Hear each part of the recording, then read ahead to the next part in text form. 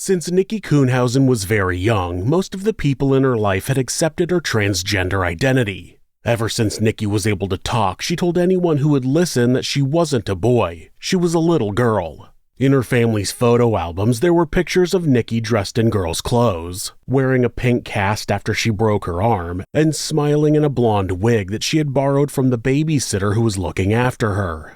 According to her mother, Lisa Woods, Nikki never struggled with her gender identity. She just knew. For Nikki's family and friends, there was never any doubt in their minds that Nikki was a girl born in a boy's body. When she told them that she didn't like her birth name, they agreed to call her Nikki instead.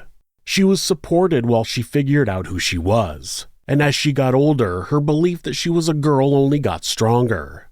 In 6th grade, Nikki told her mother that she wanted to publicly come out as transgender. Up until then, she had only been open about her identity with the people closest to her. Now, she wanted the world to know. In her teenage years, Nikki was just like any other teenage girl growing up in Vancouver, Washington. She loved pop culture, kept up with hair and makeup trends, and had a close circle of friends who she spent most of her spare time with. More than anything else, Nikki was passionate about makeup. She regularly received compliments at school for new makeup techniques she had tried out, and when she got older, she wanted to work as a celebrity makeup artist. At school, she was known as being a kind, caring person. According to Lisa, the only time Nikki was ever in trouble at school was when she was sticking up for another kid who got bullied. However, in Nikki's mid-teens, she began to struggle mentally. At first, it was just small things. Her friends noticed that she started missing the bus some mornings. Then she started skipping school altogether. Finally, she was ignoring texts from loved ones, behaving erratically, and going through uncontrollable mood swings. Nikki had become addicted to methamphetamine, and her addiction was beginning to affect all the other parts of her life. Nikki remained close with her mother, telling her about her struggles with drug addiction. Lisa repeatedly tried to talk Nikki into going to rehab and quitting meth for good, but Nikki either refused to go or relapsed soon afterwards. In 2018, Nikki's addiction finally caught up to her. In the middle of a shift at work, Lisa received a phone call that she had always feared. It was the local police informing her that Nikki had been shot during a drug-related incident and was now in the hospital. When Lisa arrived at the hospital, she was expecting the worst, but to her surprise, Nikki was sitting up in her hospital bed surrounded by her friends. Her makeup was done flawlessly and she was smiling and laughing. It was almost as if she'd never been shot at all. The officer hadn't been wrong about Nikki being shot 6 times. In fact, Nikki was very lucky to be alive. Despite being shot in the stomach, thighs, and neck, all 6 bullets had avoided hitting any major blood vessels. The man who shot Nikki was never charged with attempted murder or assault, and after a short recovery period, Nikki returned to her normal routine. Lisa didn't want to pressure her daughter, but hoped that the incident would be a wake-up call, giving her the motivation she needed to get sober for good. And for the rest of 2018 and the beginning of 2019, that seemed to be the case. Then, in June of 2019, 17-year-old Nikki Kuhnhausen disappeared. This is Monsters.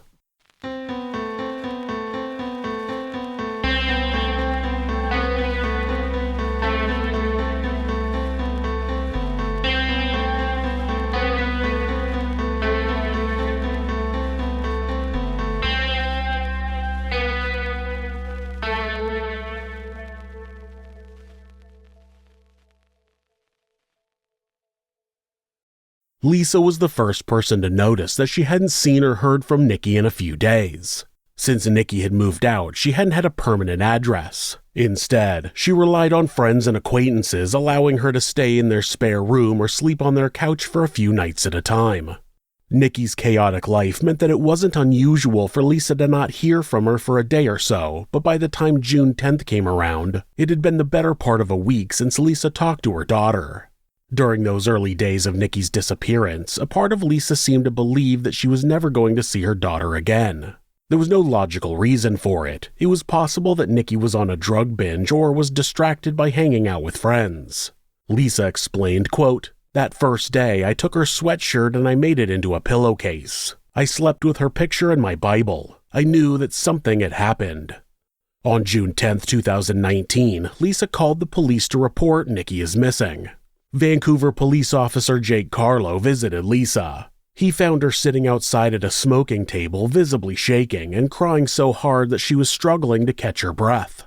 When the officer asked Lisa to tell him what had happened, she told him that Nikki, her 17-year-old transgender daughter, hadn't been in contact with her for several days. Lisa knew it was completely out of character for Nikki to stop talking to her. The two of them had a close relationship, and Nikki told her about everything, even her struggles with addiction. When asked how often she and Nikki talked to each other, Lisa responded that it was usually every day or every other day. But the last time she'd seen Nikki, Lisa had tried to take her to an addiction treatment center for some extra support with quitting meth. Nikki had become upset, and when she went home, she accidentally left her phone at Lisa's house. Initially, Lisa figured that Nikki just hadn't contacted her because she'd forgotten her phone, but as time went on, she became more and more concerned. Although Lisa never directly told him that Nikki may have been doing sex work, she definitely implied that was the case, telling him that she associated methamphetamine use with sex work and sharing her fears that it would be dangerous for Nikki to be involved in that as a transgender woman. Officer Carlo asked for a physical description of Nikki, and he was told 5'8", 120 pounds, with hazel eyes and black hair extensions. Then the officer filled out a missing persons form with Lisa.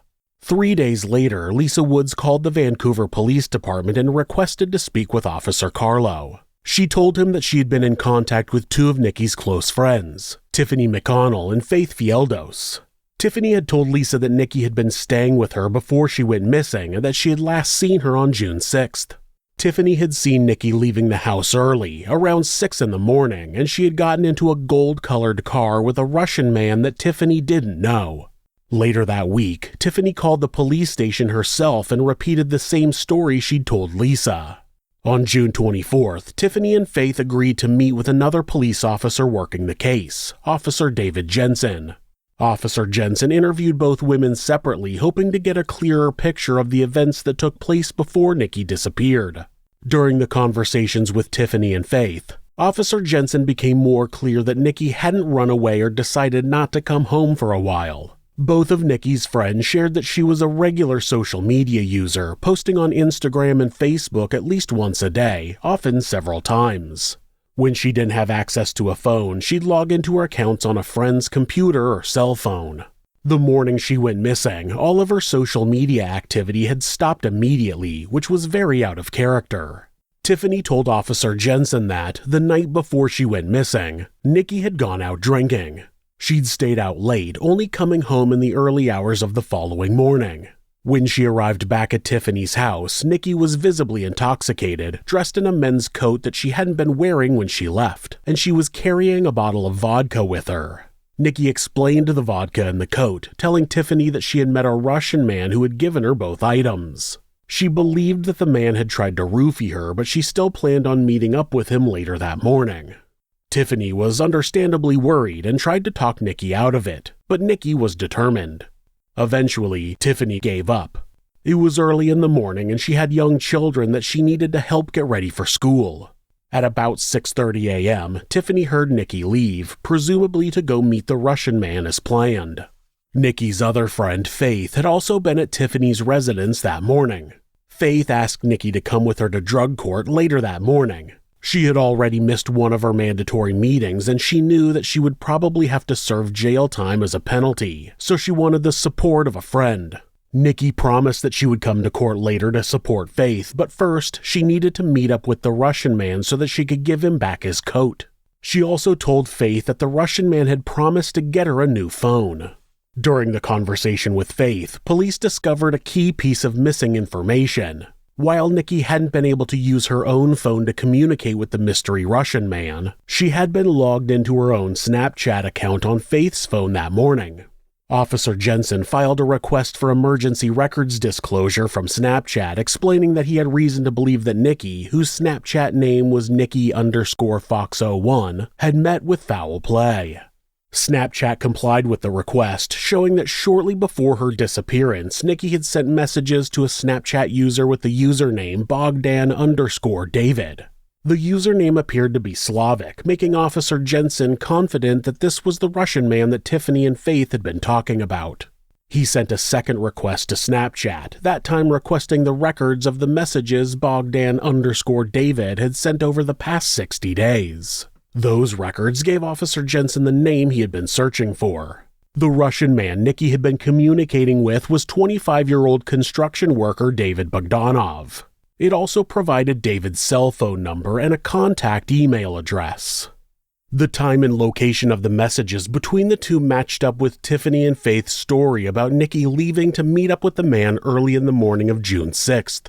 David Bogdanov was officially the last person to have seen Nikki Kuhnhausen before her disappearance. Finally, the investigation had a key person of interest.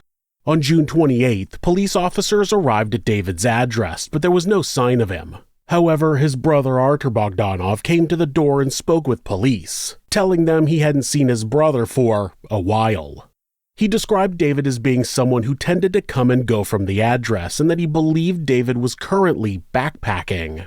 Despite being pressed for more information, Artur couldn't provide any more help, and he said he had no knowledge of anyone who could match the description of Nikki. Officer Jensen was also able to locate and speak to David's other brother, Stanislav Bogdanov, who went by Stan. When he arrived at the door of Stan's apartment, he heard the sound of somebody talking on the phone. Stan arrived at the door visibly nervous and highly strung to the point where Officer Jensen couldn't tell if he was high on drugs or just incredibly stressed out. Stan said that he was sure David had been to visit his apartment on the day Nikki went missing, but he didn't remember if he'd talked to or spent time with David that day. He also told Officer Jensen that David didn't have his own key to the apartment and that he only visited occasionally. When the officer shared that David hadn't been responding to phone calls from the police, Stan provided an alternative phone number that David was also known to use. During the entire conversation, it appeared as if Stan had kept his previous phone call going so that the person on the other end could listen to what he was telling the cops. Like Artur, Stan denied any knowledge of Nikki.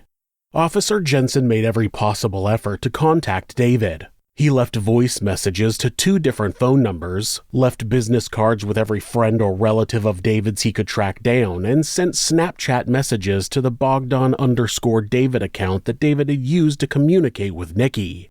Finally, on September 12th, 3 months since Nikki had last been seen, the officer got a reply on Snapchat.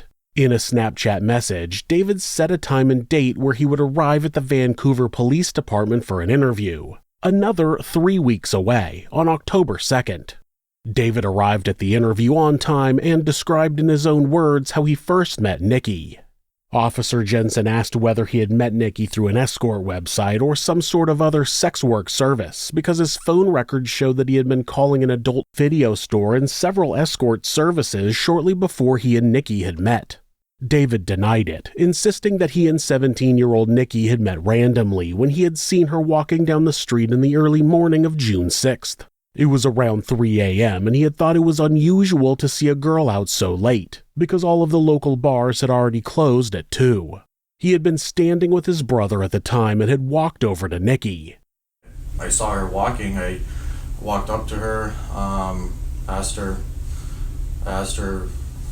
why is she walking alone in the middle of the night? And she said that she had some big fight with her boyfriend and she's really upset. And offered her my jacket because it was really cold outside, and then I introduced myself, and then we're planning to head out to a bar to downtown Portland. And I invited if she wanted to come join us, and she didn't, so I just gave her my jacket and we parted ways there. And she sorry, my sister's calling me. That's okay. She went her way, and then I drove to the bar to downtown. Okay. I did give her my Snapchat name. Wanted to just exchange Snapchats, and she didn't have a phone with her, so I asked her, or I gave her my Snapchat. She said she'll remember it, and that's it. And then shortly after, I don't know exactly, I don't remember how exactly long it was, but maybe a couple hours later, she added me over on Snapchat. Mm-hmm. David then went back to stand with his brothers, and shortly afterwards, he and Nikki messaged each other on Snapchat. That would have been during the time that Nikki was borrowing Faith's phone. David sent Nikki the address of Arthur's apartment so that she could come over and return his coat. When Nikki responded that she didn't have her own car, David agreed to drive to Tiffany's house in his white van and pick her up. She asked me if she had her phone. She said she was using somebody else's phone, and her phone was somewhere in Beaverton area. I can't remember if she said if it was at a friend's or at work or something like that. And she was asking me if I can maybe give her a ride there to go get her phone or something. So I remember I told her that I'm going to be working in that area later that day. I was supposed to be, and I could just pick it up for her and bring it back if she wants. And anyways, I was with her when I came there. I was driving my brother's work van. And once she got in, I got my coat back. And so you did see her again? I did see her again once, yeah. Okay. And then my brother... What time of day was that? I don't exactly remember. It was super early in the morning. Really, really, really early in the morning. Okay. Like daylight early, or? Just like, I think it was just like barely sunrise. And anyways... so you said you went and picked her up? Yeah, well, I was hoping to just go get my coat from her, and that's it. And she ended up coming with me, and she was, when she got in the car, I don't know what was wrong with her, but what she was on, she was behaving very, very, very strange, very weird. Like quiet and kind of like she'll look at you, but it's like she's looking past you, you know, kind of. She was just behaving really weird. At that point, he's setting the stage that Nikki is on drugs, something he will use later for his defense. David and Stan picked Nikki up without incident at 5:30 a.m. and drove her to Arthur's apartment. They agreed that the two brothers would soon go their separate ways and take their own vehicles to work. While they were parked outside Arthur's place, Nikki opened up to David and told him that she was transgender, seemingly hoping that he would be accepting. David told Officer Jensen, quote, "We were kinda just parked there in the driveway, chit-chatting a little bit, and then she told me that she's not a she. I was shocked to find that out and just uncomfortable and really, really disturbed. And I asked her to please get out of the car because this is just really weird for me. She just got out of the car and took off." Shortly after David shared how Nikki had gotten out of his car, his demeanor changed, and he became more avoidant when answering questions. Despite keeping all of his answers vague, there was one thing that he remained highly descriptive about: his hatred for transgender people and other members of the LGBTQ community. My culture, I mean, I was born here, but my culture, my roots and everything, for me, it's even disturbing when I'm around like a gay person or somebody bi or transsexual or something, you know. So, like I said, when I found out that that's who she is, and I don't know how I didn't catch on sooner, but it must have been because I was so drunk, drinking all night, you know. And then when the subject came up somehow, whatever way that was, I just got disgusted and I asked her to just get out. So for me, it's just very disturbing and disgusting when people are like this. I don't know. I don't want you guys to think that. Would either of your brothers absolutely react differently? No, we're all the same towards this. We grew up like being disgusted by people who are gay or bi or whatever, you know. But would one of them be more likely to hurt somebody? No.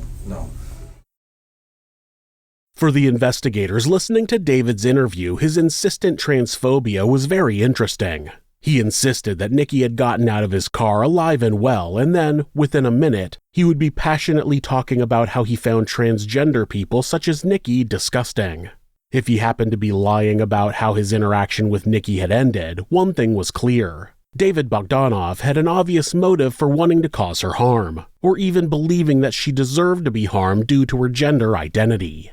As the interview was coming to a close, David told Officer Jensen, quote, "I wish I could help you more, but I don't know. I'm not the kind of person I'm not even a violent person at all, you know? Nothing."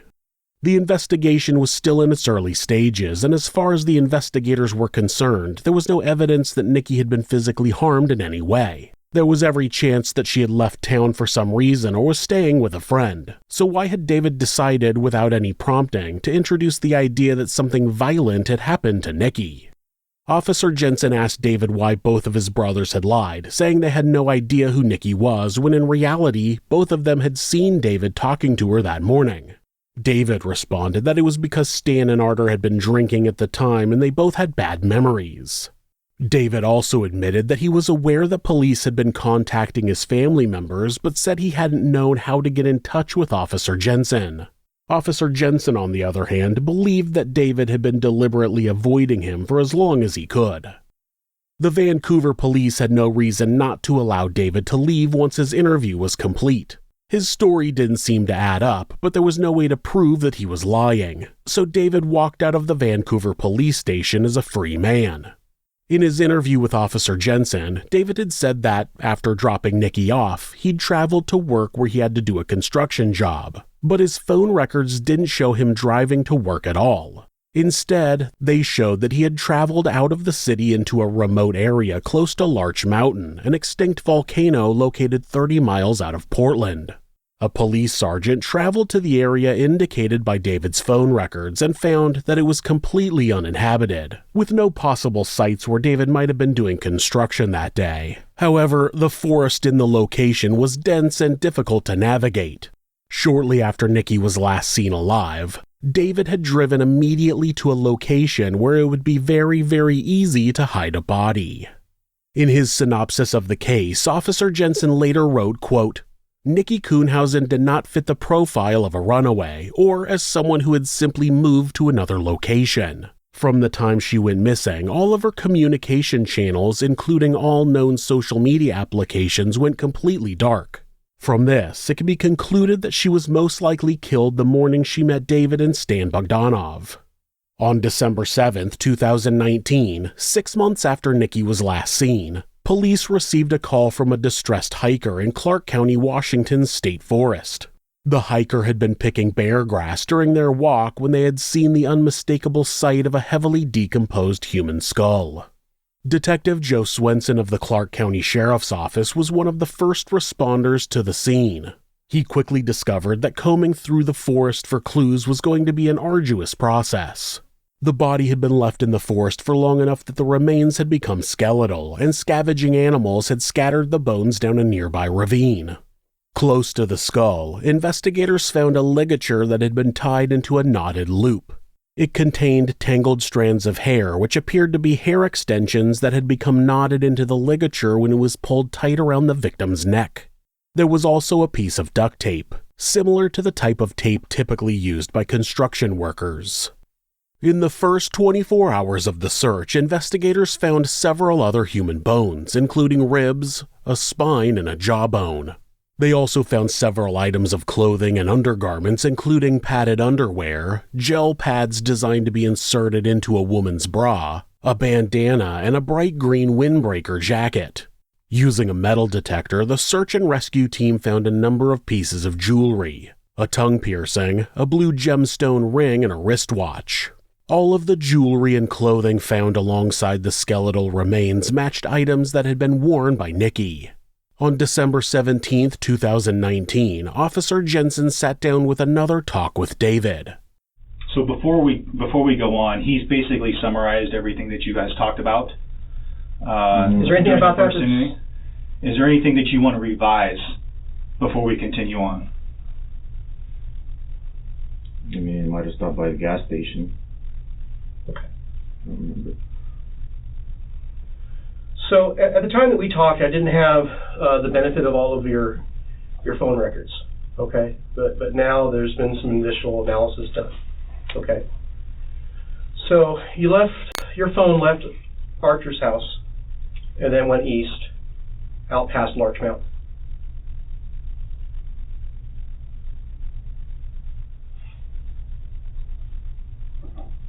What happened on that trip?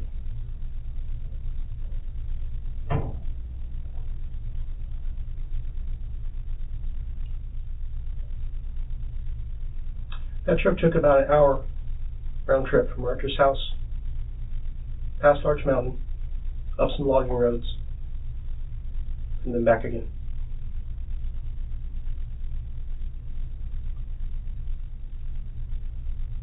You didn't just go to work, did you? I think I want to talk to her.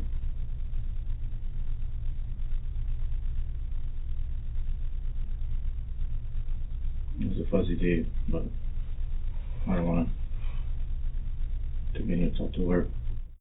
The officer already knew where David had been and what had happened on that trip. His cell phone records had revealed the truth.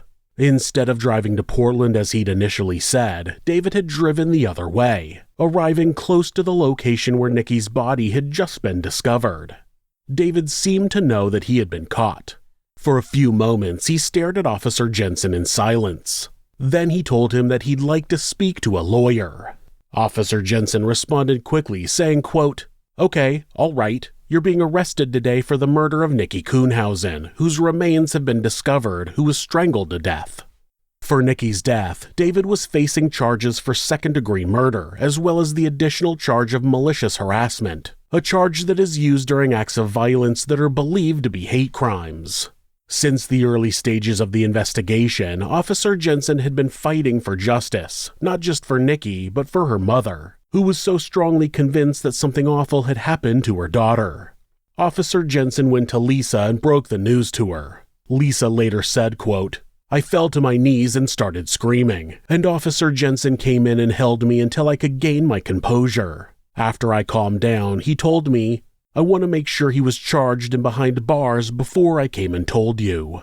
A few days after David was arrested for Nikki's murder, Lisa spoke about the crime at a press conference. She said, quote, "I believe he killed her because she was transgender. I believe that with all my heart." On December 23rd, a tip came in from an anonymous caller who said they knew a friend of David's. Hi, so I want to leave this as an anonymous tip, but this is in regards to the David Bogdanov case with Nikki Kuhnhausen. So I just got off the phone with one of his close friends, and he was very drunk, and he was telling me about how he's known about the whole situation since back in June, and that he used a iPhone cable charger. I just thought I would call in and let you guys know. I don't know, I think that's really important. And if he also said, he told me, he was like, "How would you feel if the girl that sucked your dick told you that she had a dick and she wouldn't leave, so he had to do what he had to do?" And I don't know, I just thought I should call on that to find justice for Nikki. But yeah, that is my tip. All right, thank you. Bye. The caller alleged that David had confessed to his friend that he had murdered Nikki after the two of them had engaged in sexual activity because he had found out that she was quote-unquote biologically male.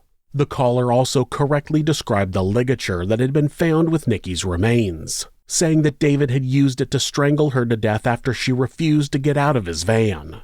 None of the news reports or press releases about the case had discussed the murder weapon, so the police believed the tip was legitimate.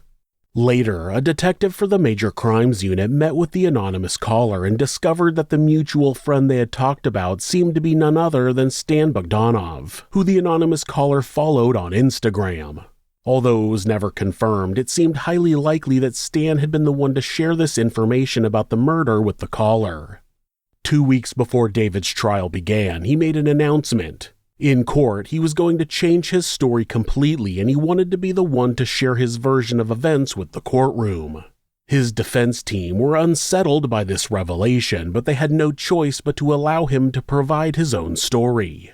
The defense made their position clear. They couldn't deny that David had killed Nikki, but they were arguing that it hadn't been murder. It had been an act of self-defense because David had felt that his own life was in danger. Oh boy, here we go. The defense only had one key witness, David Bogdanov himself, who came to the stand to share his version of events. Up until the point where he discussed discovering Nikki was transgender, the story was somewhat what he had shared in his interviews with Officer Jensen. David said, quote, "I was in shock. I just felt deceived. I freaked out and I pushed her back and I started freaking out saying, 'You didn't tell me you're a dude,' and started yelling at her that she's a disgusting piece of crap." Then the story began to warp. David told the court that he had demanded Nikki get out of his van, but she had refused and become violent due to her meth usage. He explained, quote, "She kinda picked up her foot and tried to just kick me with her foot from the passenger side, and she just jumps up and goes toward the center console towards my gun. I'm thinking, I just was deceived by this person, and this person's high on meth, and all I can think is, oh my god, I'm going to get shot right now." According to David, he grabbed a hold of Nikki's windbreaker jacket, trying to stop her from getting his gun, but it kept slipping out of his hands. That's when he picked up something else, the charging cord for his cell phone, the same type of cord that was later found knotted at the crime scene. He said, quote, "I grab that cable and I put it around her and I pull her back like that and hold her from going forward, to the gun. The whole time she's trying to fight me and just reaching back and scratching my face, trying to gouge my eyes." He claimed that he tried to restrain her with the cell phone cord around her upper torso, but the cord slipped and became wrapped around her throat instead. David was asked if, at any point during the struggle, Nikki stopped resisting. After a moment, David replied, quote, "Yes." He said that the cord that he had quote-unquote accidentally slipped around her neck had somehow become knotted. Then it had become knotted again until it formed a small noose with a total of 3 knots. The loop in the cord was so small that it would have cut into Nikki's neck while she was being strangled to death. According to David, he initially considered calling the police right away, but then thought better of it. He said, quote, "First thing I think is I need to call the police, and then I think they're not going to believe me. I've been up all night, not sober. There's drugs in the car. There's a dead person in the back seat. At that point, I thought I need to get rid of the body. This was a very humiliating thing that happened to me. I just wanted to put this behind me, like wishing it never happened. Nikki's dead, but the situation is humiliating to him. Priceless." At that point, David drove to the remote logging roads where Nikki's remains had later been found.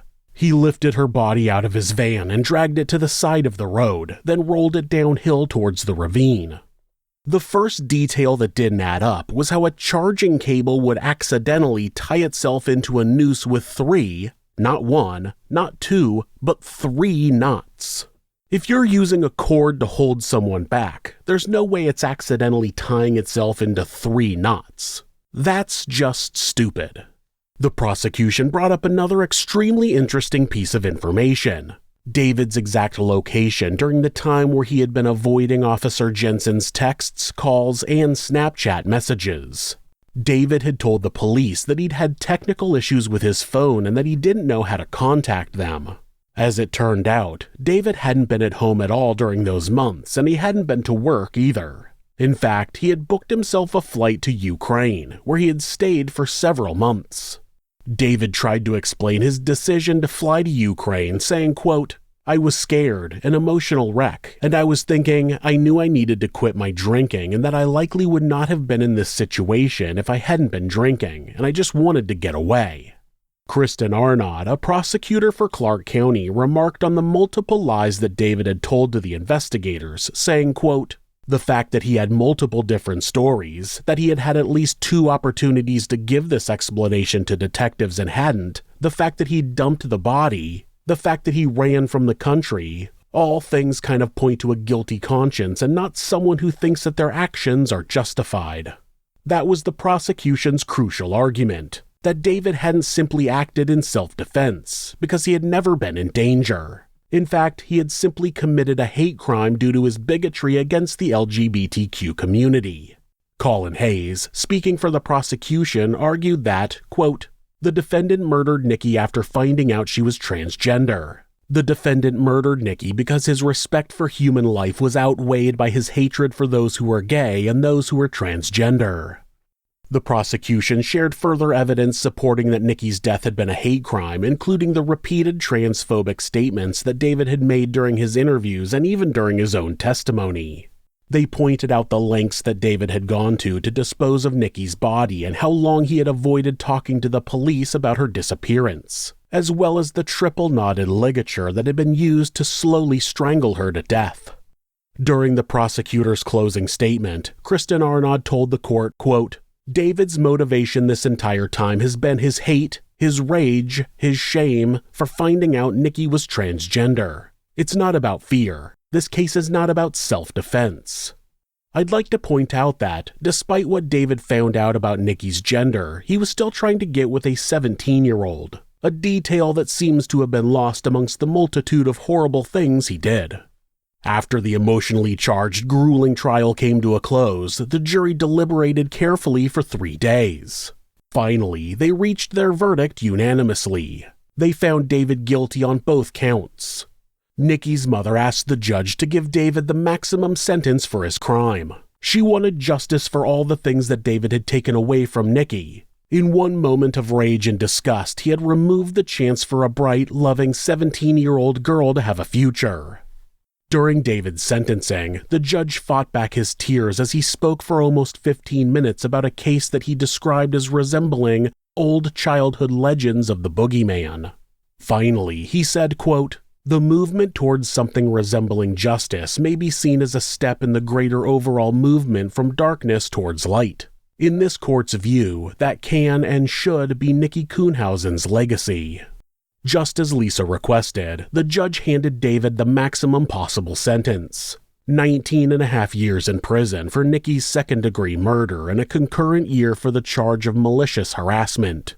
It was the longest sentence that was possible for him to receive, but much less than the years of life that he had taken from Nikki and the people who loved her.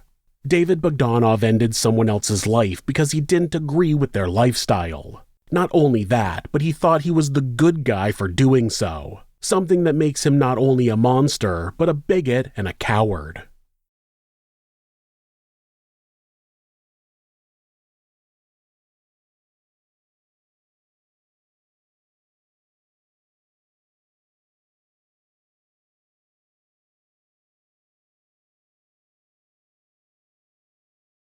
If you're a fan of true crime, hit subscribe and turn on notifications so you don't miss an episode. You can also hit like or leave us a comment. You can check out our other show, Somewhere Sinister, on YouTube or anywhere that you listen to podcasts. If you'd like to support the show, check out our merchandise at thisismonsters.com. The link is in the description. Thanks again, and be safe.